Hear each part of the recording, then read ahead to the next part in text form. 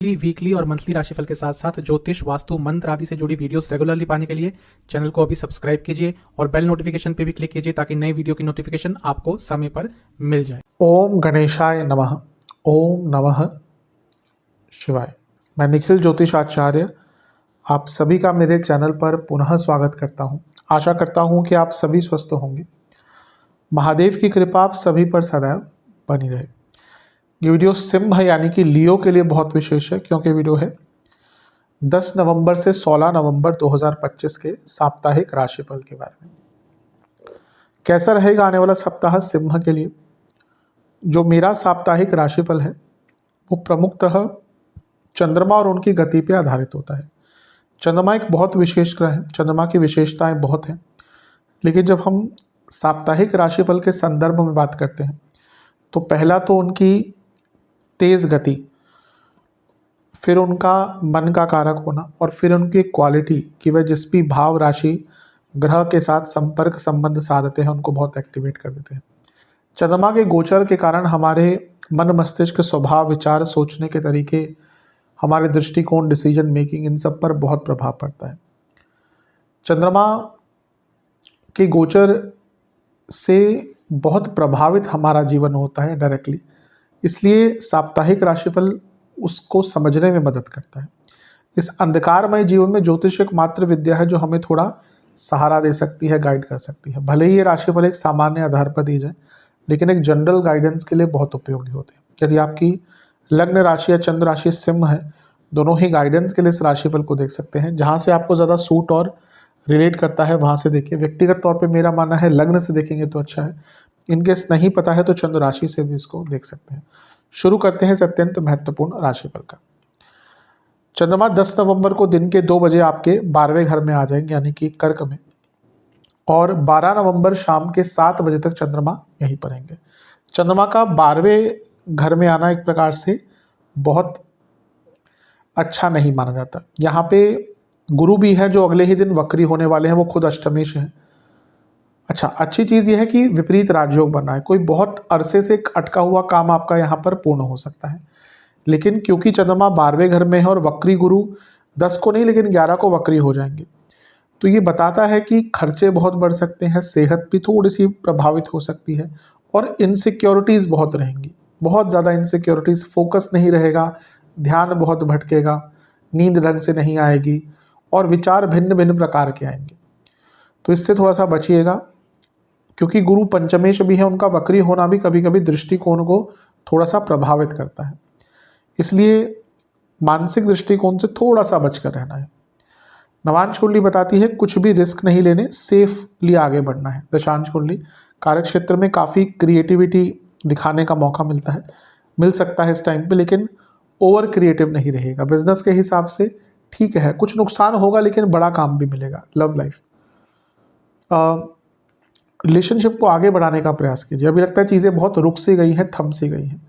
जहाँ तक वैवाहिक जीवन की बात है, एक दूसरे को समझिए। कहीं ना कहीं आंतरिक रूप से एक दूसरे को समझ नहीं पा रहे और यही परेशानी है। स्टूडेंट्स, अपने ऊपर विश्वास बढ़ाना होगा। जहाँ तक सेहत की बात है, पेट के रोग, स्लीप डिसऑर्डर, पैरों के रोग, सर्वाष्टक में आपका 10वां घर बली है। जो लोग जॉब चेंज करना चाहते थे उनके लिए अच्छा टाइम है। 12 नवंबर शाम के 7 बजे चंद्रमा आ जाएंगे लग्न भाव में और 15 नवंबर सुबह के 4 तक यहीं पर रहेंगे। चंद्रमा का लग्न में आना एक प्रकार से अच्छा ही माना जाता है, लेकिन क्योंकि यहाँ पे केतु चंद्रमा साथ में है तो ग्रहण दोष लग गया, ये एक प्रकार से अच्छा नहीं होता। यहाँ पे चंद्रमा 12वें घर के स्वामी हैं, तो उस नाते भी उनका लग्न में आना बहुत अच्छा नहीं होता। तो हफ्ते का ये भाग बहुत खर्चा करवाएगा।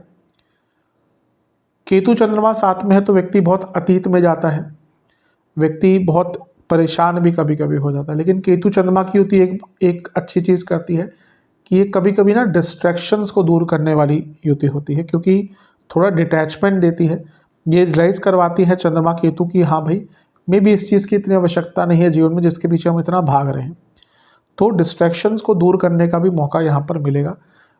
अपनी सोच के दायरे से बाहर निकलकर चंद्रमा और केतु कभी कभी आपको हेल्प कर सकते हैं, तो उस दृष्टिकोण से अच्छा है।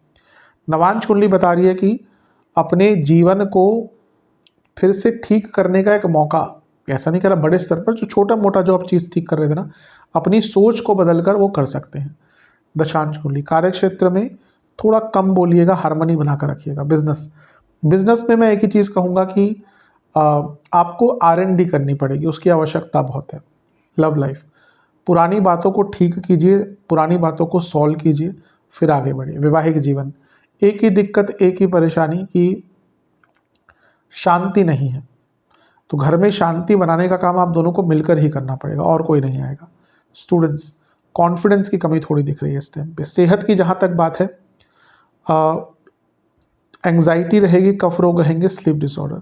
सर्वाष्टक में आपका 10वां घर बली है, जो अपने आप में अंकित कर रहा है कि पुराने कुछ जो काम अटक रहे थे उनको पूरा करने का मौका मिलेगा, लेकिन पुरानी सोच पे बहुत ज़्यादा मत जाएगा, वो आपको परेशान करेगी। 15 नवंबर सुबह के 4 बजे चंद्रमा आ जाएंगे आपके दूसरे घर में, यानी कि कन्या में, और सप्ताह के अंत तक यहीं पर रहेंगे। चंद्रमा का धन स्थान में जाना एक प्रकार से काफ़ी अच्छा होता है। धन स्थान में चंद्रमा का आना धन का सूचक होता है। वो आपके 12वें घर के स्वामी, तो जब धन स्थान में आएंगे तो खर्चे बहुत करवाएंगे, तो खर्चों से थोड़ा बच के रहेंगे तो आपके लिए काफ़ी अच्छा रहेगा। अपने पैसों को थोड़ा सा नियंत्रण में रखेंगे तो आपके लिए काफ़ी अच्छा रहेगा। यहाँ पे उन पर शनि की दृष्टि है, जो विपरीत राजयोग बना रहे हैं। ये कोई आपका विदेश का काम अटक रहा था, कोई लीगल काम अटक रहा था, कोई पैसा फंसा हुआ था, वो पूर्ण करवा सकते हैं। लेकिन शनि चंद्रमा अपने आप में विषदोष बनता है, तो कभी कभी नेगेटिव सोच हो सकती है। और क्योंकि वाणी का स्थान है, तो आपकी वाणी में भी कभी कभी कटुता ज़्यादा आ सकती है, तो दोनों पे ही नियंत्रण रखना है। सोच भी पॉजिटिव रखनी है, वाणी में भी आपको नियंत्रण रखने की आवश्यकता है। आपको ये प्रयास करना है कि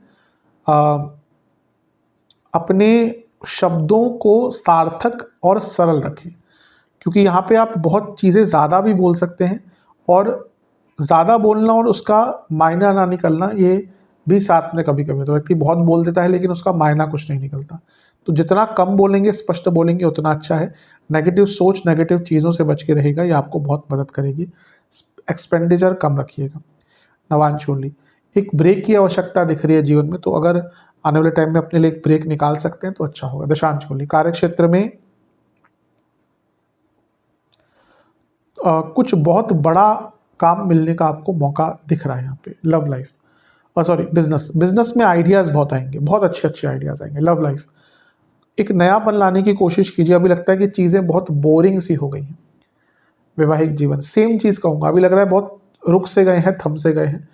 ग्रोथ होनी चाहिए किसी भी रिलेशनशिप की। स्टूडेंट्स से मैं यही कहूँगा कि अपने तौर तरीकों में बदलाव लाइए। आपको बहुत बदलाव की आवश्यकता है। पढ़ने के तरीके हों, दृष्टिकोण हो, नए टूल्स हो, मेथड्स हों, थोड़ा बदलाव लाइए।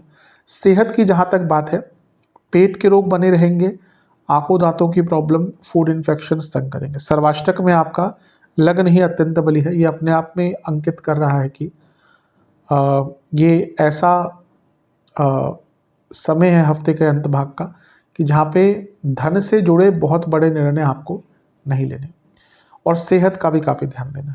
उपाय के स्वरूप में एक पात्र में जल और पीली सरसों लेकर सूर्य देवता को अर्पण कीजिएगा, और ओम भानवे नमः मंत्र का 21 बार जाप कीजिएगा।